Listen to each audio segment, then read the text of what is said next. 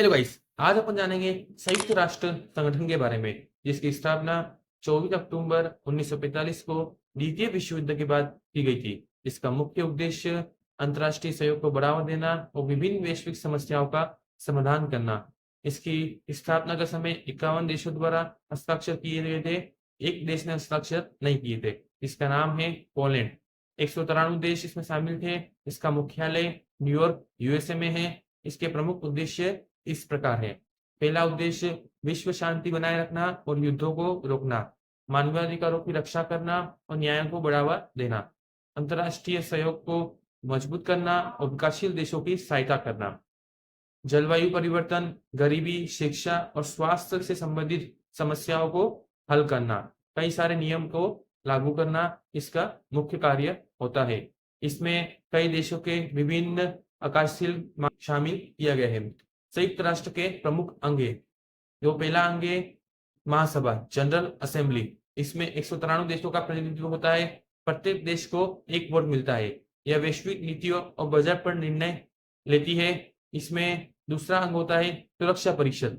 इसका कार्य होता है अंतर्राष्ट्रीय शांति और सुरक्षा से जुड़े मामलों पर निर्णय लेती है। इसमें 15 सदस्य होते हैं, जिनमें 5 स्थायी सदस्य अमेरिका, रूस, चीन, फ्रांस, यूके और 10 अस्थायी सदस्य होते हैं। स्थायी सदस्य देशों के वीटो पावर होती है। आर्थिक समस्या और सामाजिक परिषद यानी इकोसोक, इकोनॉमिक एंड सोशल काउंसिल।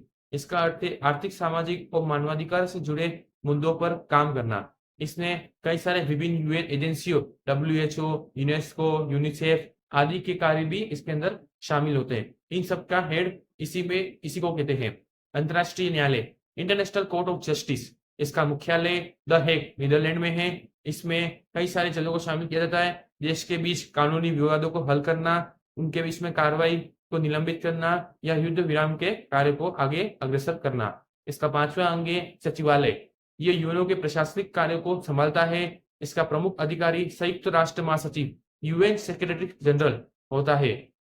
वर्तमान में महासचिव एंटोनियो गुटेरेस है, जो पुर्तगाल के रहने वाले हैं।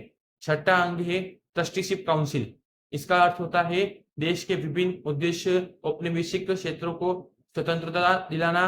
1994 में अपने उद्देश्यों की पूर्ति के बाद इसे निष्क्रिय कर दिया गया।